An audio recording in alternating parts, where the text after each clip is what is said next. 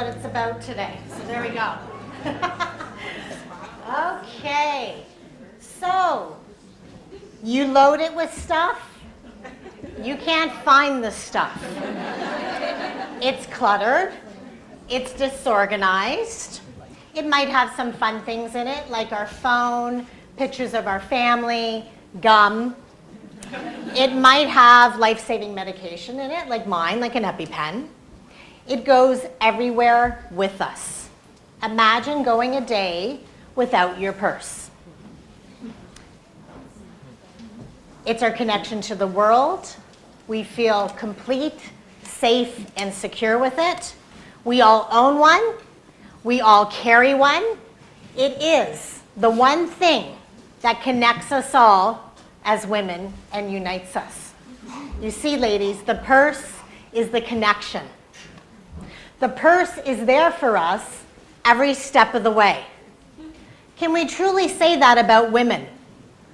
Are we there for each other every step of the way? Not just women friends, because that's easy, but strangers. One thing is for sure, if the purse could talk, it would tell us its biggest secret. One thing I've learned is that as women, we don't have to be alone. One day, I was traveling down Guelph Line in Burlington. It was a Friday at about 3 o'clock in the afternoon, rush hour traffic, 6 lanes of congested traffic. I was slightly annoyed because it had stopped me in my tracks. Yes, me, the positive coach. So I looked ahead to see what was happening, and I could not believe it. This mother goose was trying to get her goslings across those 6 lanes of traffic. It was stressful to watch, but I watched. I was amazed at the confidence that this mother goose had, holding her head up high, walking across those 6 lanes of traffic, and the goslings followed behind. Happy to report, they got to the other side. Upon watching this, I reflected. One thing that I realized is although she appeared really confident, she was probably really scared inside. She was totally alone on that journey. There was no one on the other end to say, wow, great job, you did it, good for you. And she really had to adjust to change pretty fast. And aren't we always doing that? Adapting to change. I so can relate to this mother goose. Can you? At times, I have felt very alone in my journey. I felt like I've needed to get my suit of armor on and battle enemy lines. In this world of so many women, why is it we feel so alone? What can we do about that?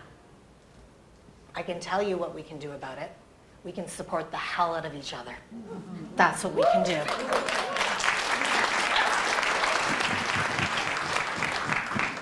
So, how do we do that? We learn to connect with each other.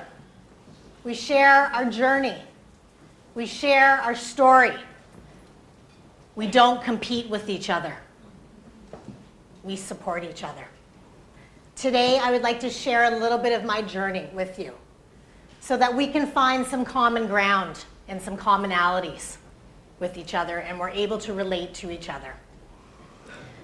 Here's my journey, a little bit of it, not the long biography. I won't bore you too much. So when I was a year old, my biological father left my mother and I. He used to abuse my mother and I.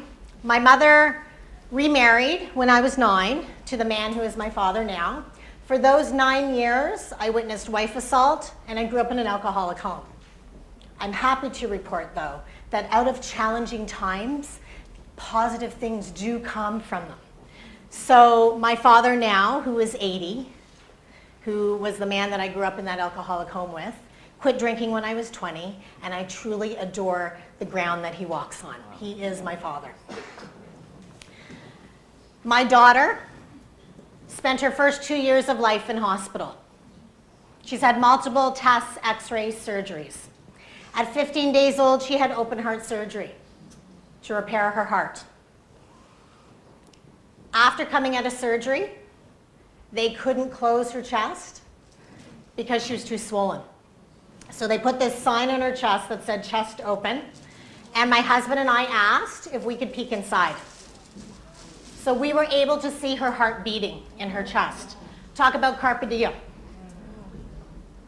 The other part is, and you got to have some humor on the journey, is my husband said this will be the only time that she'll have a sign that says my chest is open and available. You got to laugh. In her 13 years of living, because she's 13 now and doing actually really well, she's almost died on us about 10 times. In grade 3, my son was diagnosed as having ADD, a nonverbal learning disability, and being gifted all in the same package, which makes for a very interesting child. In some ways, we've had to advocate harder for him than her. I'm happy to report that in his 2 years in high school, he is on the honor roll, and he has worked very hard to earn that. Thank you. Thank you. I am the victim of workplace bullying that has occurred in my life in the last 10 years.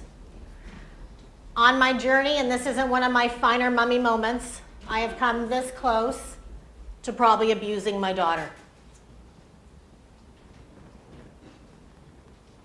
Between 2 colleges, I work full-time. I'm a Reiki practitioner. I'm a motivational speaker.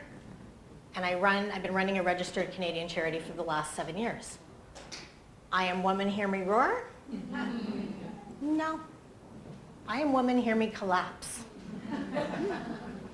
It is honestly, and I know this doesn't sound positive, a myth that we can have it all and do it all.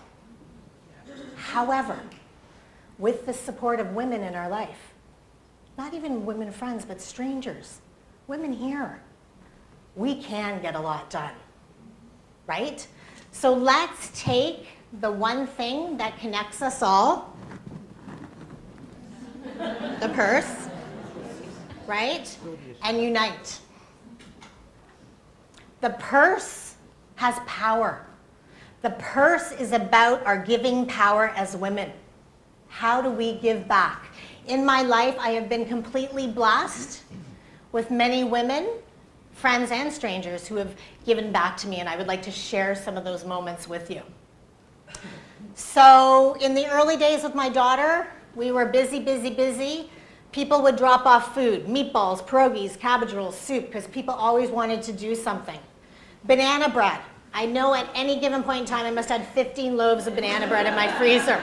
I think it was the food of choice, but we never had to cook. People wanted to do things. Complete strangers reached out to me and offered me, one lady offered me Reiki.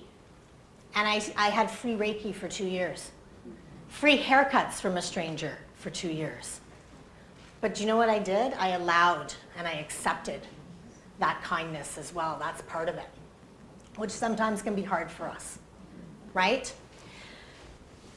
In my days in the hospital with my daughter, one day I was really struggling because I was spending a lot of time with my daughter in hospital. I was very sick. My home was a half an hour away. I needed to spend time with my husband and my son. And I was like, how am I going to do this? And a nurse had been watching me. A senior nurse that I love, her name was Rosemary. She came in, very direct to me, and said, you need to go home. And I was like, okay. And she said, you're burning out. And you know what? I needed somebody to give me the permission to do that. And it came from somebody I didn't know. And she took a risk coming in. I can be a little feisty, right? Took a bit of a risk. Who are you to come in and tell me what to do? But I was like, yes, I listen, I'm going. It saved me. It truly saved me, honestly. And I developed some really good habits and strategies for the rest of those years that I was in the hospital. Another day at Sick Kids in Toronto, I was having a particularly hard day. I was coming in to my daughter's room in the ICU, and a new nurse I hadn't met, her name was Felicia. You can see her down here. She took one look at me and she said, oh yeah, you need to go get a coffee. Here's a book, and don't come back till you're feeling better. And I was like, okay. So I listened to Felicia. I left for a couple hours. Read the book, The Power of Intention by Dr. Wayne Dyer, which led me on my complete spiritual journey, and honestly was another saving moment for me. right? So here's the thing. I think we reach out to other women and sometimes we think, well, am I doing anything? Yeah, you are, right? That simple part of even noticing was huge for me and saved my life.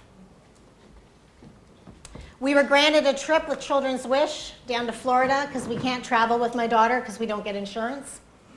And so we were going on this trip because I wanted to be like all other families and go on vacation.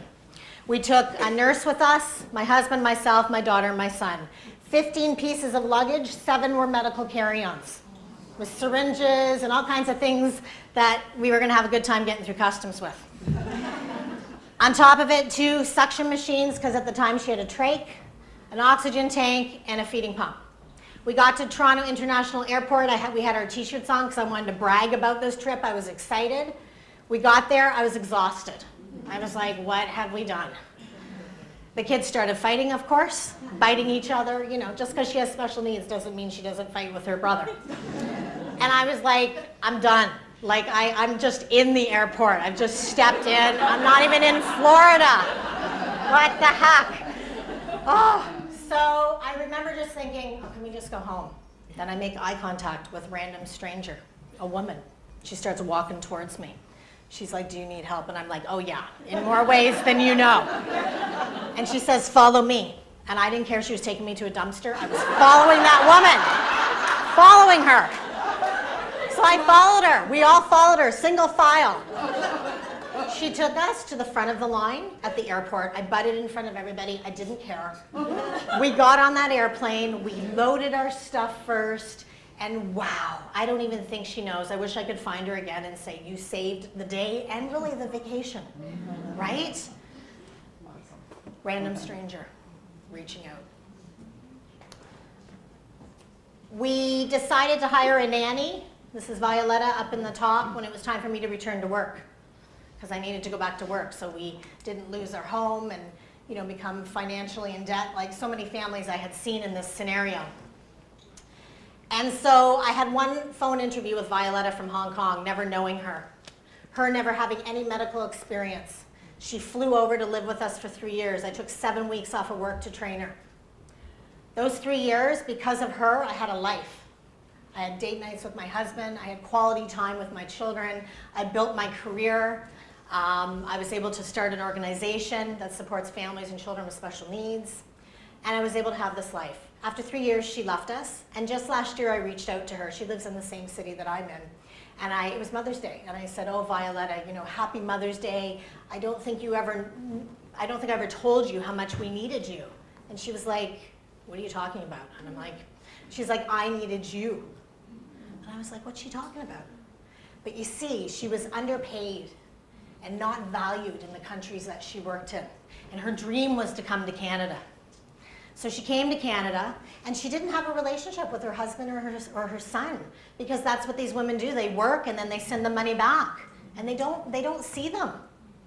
So she left us. She went on to school here in Ontario, became a personal support worker, got an amazing job, brought her son and her husband over. Her husband got a job. They bought a house. Her son just graduated from college. I'm getting goosebumps. She got a car, and she drove. Like, she's driving. She told me I'll never drive when she was here. I love it. It is honestly the best story. And here's the thing. 2 women that never knew each other, never realized how much they needed each other. Right? Right? And that connection was everything for us. The reason that I'm here, part of the reason I'm here today, is because someone gave me a chance. Right? My motto in life is just ask. The worst they're going to say is no. So I asked this lady named Cynthia O'Neill, who runs these conferences all across Canada. I said, I'd like to be on your stage, but I don't have a lot of experience. This was a few years ago. I said, I know you think you're taking a chance on me, but you won't be disappointed. So she gave me that chance. So that's a huge part of why I'm here today. So I just want to say thank you to Cynthia, right? So those are examples of us giving to other women and connecting. And a lot of those examples are not just friends, they were complete strangers. Going back to the purse. The purse is way too valuable to be full of stuff. At times, my purse was so empty, but the giving power and loving power of women filled my purse with the blessings and gifts that I so needed. At other times, my purse was so full that I needed and I wanted to give back. You see, it was sort of reciprocal. In order to allow for more to flow back in, I needed to give more and to replenish it. I ask you to think right now what you can give away from your purse. And this isn't just a one-time thing. What can you give away from your purse? Is it gifts, blessings, compliments, kindness, just making a connection like you are today? I now ask you to quietly close your eyes. Keep them closed. This is symbolic of all the times you felt alone. And it might even be today. I hope that it isn't. With your eyes closed, I want you to reach out with your arm or your hand and touch the arm or hand of another woman beside you or a shoulder in front of you. And if this makes you uncomfortable, I'd like you to do it anyway. I'm being Rosemary now in the hospital. By doing this, what you've done is you've created a circle of women. You can open your eyes now. A circle of women may be the most powerful force known to humanity. If you have one, embrace it. If you need one, seek it. It will forever change you, the very fabric of your being. But you know what you need to do? You also need to allow it to happen. Right? And I've given you some examples of how to do that today. Right? It's through making those connections, sharing our journey, and knowing that we have this commonality together.